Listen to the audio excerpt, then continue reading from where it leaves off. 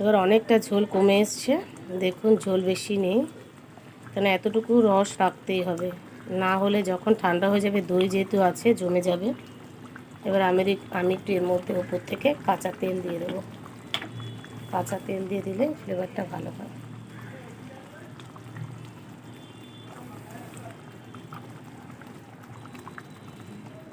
এবার নামিয়ে নেব।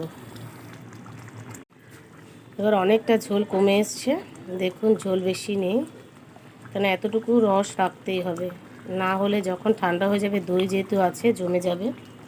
এবার আমি একটু এর মধ্যে ওপর থেকে কাঁচা তেল দিয়ে দেবো।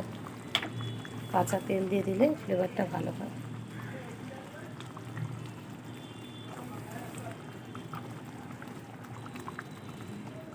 এবার নামিয়ে নেব। দেখুন এবার আমার পুরো ইলিশ মাছটা তৈরি হয়ে গেছে। কড়াই থেকে কিন্তু আজকে নামাবো না, কারণ হচ্ছে গিয়ে কড়াই থেকে নামালে যদি ভেঙে যায় এখন বসবে। কেমন লাগছে বলুন, কালারটা কেমন এসছে, ভালো লাগছে না? যদি রেসিপিটা আপনাদের ভালো লেগে থাকে তাহলে অবশ্যই কমেন্টে আমাকে জানাবেন, আর লাইক সাবস্ক্রাইব করে আমার পাশে থাকবেন। আর তাহলে আবার দেখা হচ্ছে আরও একটা নতুন রেসিপির সঙ্গে।